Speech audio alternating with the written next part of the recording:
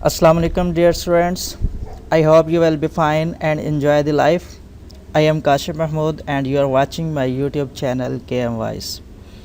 Today we discuss chapter number 8 Structure Query Language and topic under discussion is SQL process and SQL commands. तो आज के lecture के अंदर हमने SQL process के बारे में पढ़ना है और उसके बाद SQL की कमांड्स जो हैं उसके बारे में हमने डिटेल से बात करनी है। तो शुरू करते हैं। SQL प्रोसेस की अगर हम बात करें, when you are executing an SQL commands for any RDBMS, यहाँ पे जब भी हम कोई कमांड्स जो है SQL की वो एग्जीक्यूट करते हैं किसी भी RDBMS के लिए। RDBMS क्या है यहाँ पे, means relational database management system. किसी भी रिलेशनल डेटाबेस मैनेजमेंट सिस्टम के लिए अगर हम SQL की कोई भी कमांड एग्जीक्यूट करते हैं तो सिस्टम जो होता है वो डिटरमाइन करता है कि कौन सा बेस्ट वे है इसको कैरी आउट करने के लिए। ये जो SQL की कमांड है and SQL engine figure out how to interpret the task, means कि जब भी हमारी SQL RDBMS की कोई भी कमांड एग्जीक्यूशंस के लिए होती है तो हमारा सिस्टम डिटरमाइन करता है कि कौन सा बेस्ट वे है इस रिक्वेस्ट को कंप्लीट करने के लिए और इसको किस तरह से इंटरप्रेट करना है इस टास्क को। There are various components included in the process. These components are query dispatchers। ये वन बाय वन आपको इस प्रोसेस के अंदर जो जो हमारे कंपोनेंट्स होते हैं प्रोसेस के इंजन के, उनके नाम आपको पता होने चाहिए। जिसके अंदर फर्स्ट नंबर पे है क्यूरी डिस्पैचर, क्यूरी को डिस्पैच करता है बेसिकली हमारे इंजन के साथ। उसके बाद है ऑप्टिमाइजेशन इंजन, सेकंड नंबर पे ऑप्टिमाइजेशन इंजन है। देन क्लासिक क्यूरी इंजन है और उसके बाद जो है SQL क्यूरी इंजन है। यहाँ पे मैं आपको बता दूँ थोड़ा सा डिफरेंस है क्लासिक क्यूरी इंजन के अंदर और SQL क्यूरी इंजन के अंदर। अगर हम क्लासिक क्यूरी इंजन की बात करें तो ये हैंडल करता है सारी की सारी वो वाली कमांड्स जो नॉन SQL क्यूरीज होती हैं। और अगर हम बात करें SQL क्यूरी इंजन की तो वो हैंडल नहीं करता लॉजिकल जो फाइल्स होती हैं उनको, वो बिल्कुल भी हैंडल नहीं करता। मैं आपको बता दूं कि जब भी हम SQL प्रोसेस की बात करेंगे तो ये डायग्राम जो है बहुत इंपॉर्टेंट है, उसके लिए इसको अच्छे तरीके से आपने करना है। ये सिंपल सा एक डायग्राम है जिससे आप देखें SQL क्यूरी है फर्स्ट नंबर पे, उसके बाद क्यूरी लैंग्वेज प्रोसेसर आता है, उसके बाद DBMS इंजन हमारा आ जाता है और लास्ट में जो हमारी फिजिकली डेटाबेस होती है वो लोकेट कर रही होती है यहाँ पे।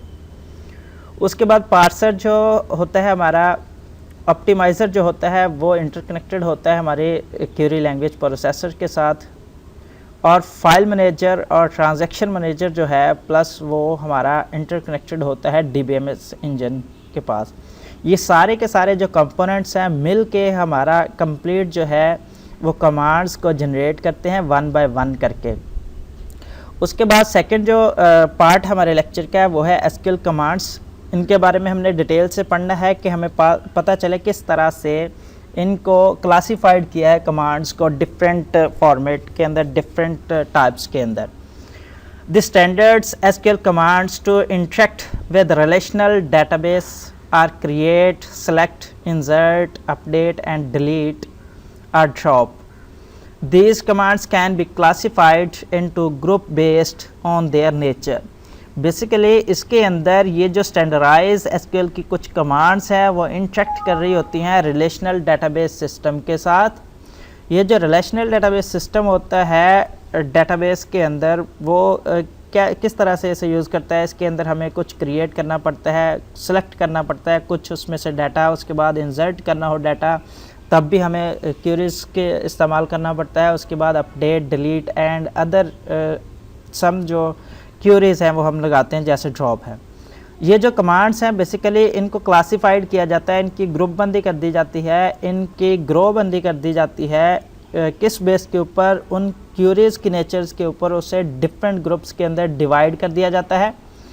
तो सबसे पहला जो इनको हम वन बाय वन देखने वाले हैं, इसके अंदर सबसे पहला जो ग्रुप है जिसके अंदर इसे क्लासिफाइड किया गया है वो है DDL, means data definition language. Mostly ये वाला क्वेश्चन इंटरव्यूज़ के अंदर या एग्ज़ाम्स के अंदर पूछा जाता है। तो इसके अंदर अगर हम क्रिएट की बात करें, क्रिएट्स अ न्यू टेबल, इसके अंदर हम न्यू टेबल अगर क्रिएट करना चाहते हैं अपने डेटाबेस के अंदर तो हम क्रिएट कर सकते हैं। व्यू ऑफ अ टेबल, अगर हमने कोई भी टेबल व्यू करना है या कुछ दूसरे ऑब्जेक्ट जो हमारी डेटाबेस के अंदर हों, तो ये सारे के सारे जो फंक्शंस हैं या टास्क हैं वो हम क्रिएट कमांड के साथ कर सकते हैं। सेकंड नंबर पे है अल्टर। अल्टर के अंदर मॉडिफिकेशंस और एग्जिस्टिंग डेटाबेस ऑब्जेक्ट, जो हम डेटाबेस का ऑब्जेक्ट बना रहे हैं उसके अंदर अगर any type of modifications we can do तो वो हम कर सकते हैं इसके अंदर, सच एज अ टेबल, जैसा कि टेबल इसके अंदर है। थर्ड नंबर पे इसके अंदर आता है drop. Drop means deletes any entire table, अगर कोई भी टेबल जो हमारे डेटाबेस के अंदर इंक्लूडेड है, रिलेशन है, तो उसे हम डिलीट करना चाहते हैं तो हम ड्रॉप कमांड यूज़ करते हैं। A view of a table or other object in the database, इस टाइप का कोई और भी ऑब्जेक्ट हो तो वो भी इसके अंदर हम जो है वो फंक्शन ड्रॉप के साथ कर सकते हैं।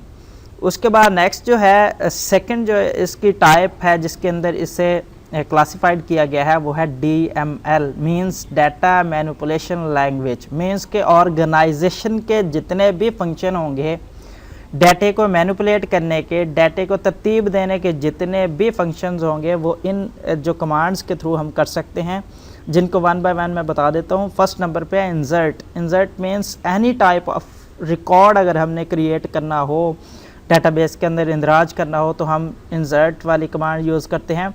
सेकंड नंबर पे है अपडेट, मॉडिफाइज रिकॉर्ड, अगर हमने किसी भी टाइप का ऑलरेडी जो रिकॉर्ड पड़ा हुआ है उसे मॉडिफाई करना है तो अपडेट की कमांड का यूज़ करेंगे। थर्ड नंबर पे है डिलीट, अगर किसी भी टाइप का जो हमारे डेटाबेस के अंदर ऑलरेडी रिकॉर्ड पड़ा हुआ है उसे डिलीट करना चाहते हैं तो देन हम कमांड जो यूज़ करेंगे वो डिलीट की कमांड होगी।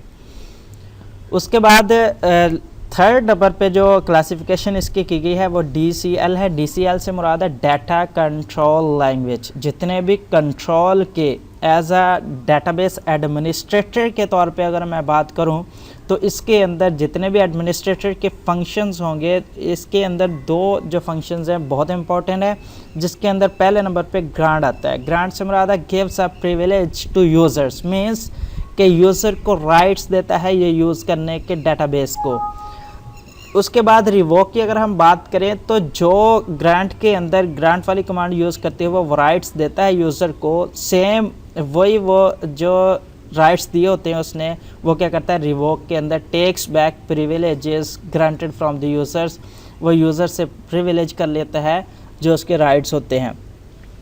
फोर्थ और लास्ट नंबर पे मैं आपको बताऊं DQL जो है डाटा क्यूरी लैंग्वेज, ये चौथी इसकी क्लासिफाइड ग्रुप है, जिसके अंदर पहले नंबर पे आता है सेलेक्ट। सेलेक्ट से मुराद है रिट्राइव्स सर्टन रिकॉर्ड्स फ्रॉम वन और मोर टेबल्स, एक या एक से ज़्यादा टेबल्स में से कोई सर्टन रिकॉर्ड हमने रिट्राइव करना है, इस्तेमाल करना है। स्पेसिफिक जो चीज़ है वो हम यूज़ करना चाहते हैं जो ऑलरेडी हमारी डेटाबेस के अंदर पड़ी हुई है, तो देन हम this is a very important command select किया जो है वो हम टेबल में से डाटा को रिट्राइव करने के लिए इस्तेमाल करते हैं। आई होप सो कि आपको आज का लेक्चर जो है वो समझ आ गया होगा। फिर भी any type of questions you can ask me. Thank you so much for watching this video. अल्लाह हाफिज़।